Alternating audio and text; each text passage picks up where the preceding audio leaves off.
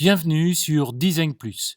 Si vous suivez mon podcast sur LinkedIn et sur Instagram, vous le savez, mon podcast vient de fêter son 2e anniversaire.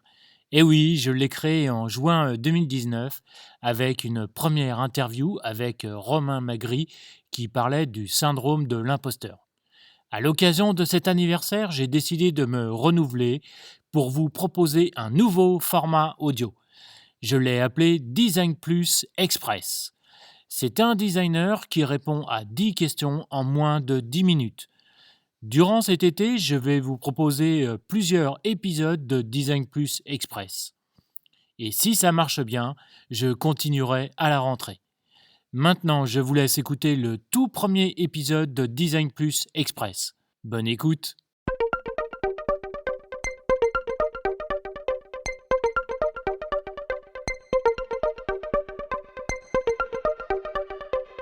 Bonjour Benoît, que ferais-tu si tu n'étais pas designer ? Si je n'avais pas été designer, je pense que je serais probablement dans l'enseignement, professeur de littérature à l'université ou quelque chose comme ça, ou bien auteur, ou bien les deux à la fois. Aujourd'hui, quel outil de conception utilises-tu ? L'outil de conception que j'utilise aujourd'hui, c'est Figma. Alors, je suis assez peu attaché aux outils finalement parce que ces outils, en une quinzaine d'années, ils ont énormément évolué et que peut-être que l'outil que nous utiliserons dans 3 ans sera plus du tout le même que celui qu'on utilise aujourd'hui. Donc, je dirais la question des outils, même si ça façonne un peu la façon dont on les pense, dont on pense la conception, ce n'est pas forcément une finalité en soi. Quel est le dernier livre que tu as lu ou le dernier film que tu as vu ? En ce qui concerne le dernier livre que j'ai lu, il s'agit de Inspired, un ouvrage de Marty Kagan qui nous permet de nous immerger dans la culture du product management et de le faire à la fois d'une manière qui est très très simple, avec une écriture qui est assez limpide, je dirais avec aussi une profondeur sur le sujet que j'avais pas vu depuis longtemps dans un ouvrage, et en particulier dans un ouvrage américain. En ce qui concerne le dernier film que j'ai vu, il s'agit plutôt là d'un classique du cinéma français. C'est La Belle Noiseuse de Jacques Rivette, qui est un film justement qui porte sur la création, sur le processus de création. Peux-tu citer 2 designers qui t'inspirent ? Alors s'il y avait 2 designers qu'il fallait absolument retenir et qui font peut-être aujourd'hui l'essentiel de mon inspiration, la première, c'est Nathalie Crasset, parce que Nathalie a une approche du design qui s'appuie vraiment sur une vision, je pense, sociétale, qui est très belle, qui est très généreuse, qui parle beaucoup du vivre ensemble. Et le second designer qui m'inspire, c'est un designer qui est un designer peut-être plus cérébral, et très intéressant dans sa façon aussi de théoriser le design numérique, c'est Jean-Louis Fréchin.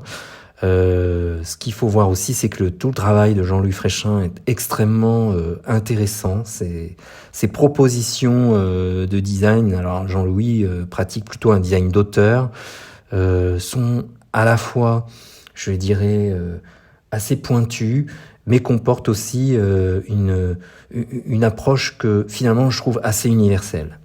Actuellement, quel artiste ou groupe musical écoutes-tu lorsque tu travailles ? Alors je vais être assez classique dans mes goûts musicaux.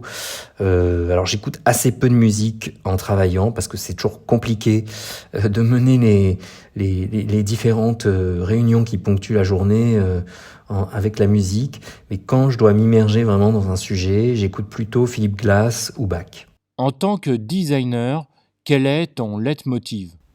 Le principal leitmotiv qui pour moi est important, c'est de se réinventer en permanence, c'est d'avoir vraiment la faculté de faire fonctionner son imagination et de pas céder, je dirais, aux facilités des recettes qu'on nous propose constamment pour faire avancer le design. As-tu étudié le design ou es-tu autodidacte ? Et comment ce parcours a influencé ton travail aujourd'hui ? Alors je suis autodidacte et j'ai fait à ce propos des études de lettres. Et je pense que ces études et cette culture qui m'a été donnée à l'université a beaucoup influencé mon travail aujourd'hui, parce que j'ai souvent travaillé sur des projets à vocation éditoriale, et que toute cette culture, toute cette capacité à la fois à écrire et à formaliser, elle m'a beaucoup aidé en fait dans mon parcours, parce que quand on est designer, c'est excessivement important de pouvoir transmettre ses idées, et pour ça il faut avoir une capacité aussi à les mettre en scène, à les présenter. Et ça, bien sûr, du point de vue aussi du contenu. Aujourd'hui, tu as la possibilité de dire ou d'écrire une seule phrase au débutant ou à la débutante que tu étais. Quelle serait-elle ?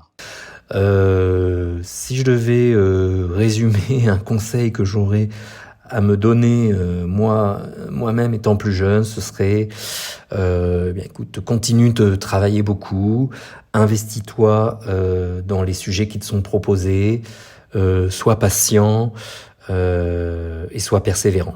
Quelle est ta plus belle et meilleure expérience liée au design ? Pour moi, je pense que la plus belle et meilleure expérience qui me relie au design, c'est d'avoir enseigné le design, et c'est d'avoir aussi travaillé à la promotion du design avec des gens absolument extraordinaires, comme Jean-Louis Fréchin, comme Anne-Marie Boutin, comme Dominique Playoust, qui sont des gens qui m'ont beaucoup apporté, à la fois d'un point de vue personnel et d'un point de vue professionnel. Selon toi, quel est le plus gros problème dans l'industrie du design en ce moment et comment peut-il être résolu ? Je pense que l'un des principaux écueils qu'on rencontre aujourd'hui dans l'industrie du design, c'est de croire assez naïvement que le design peut tout résoudre et qu'il peut s'attaquer à tout problème. C'est une forme pour moi de solutionnisme. Alors Michel Rocard avait justement une phrase qui, dans un contexte différent, résume bien cette question, c'est que nous ne pouvons pas assumer toute la misère du monde. Je pense que c'est la même chose pour le design. Merci Benoît.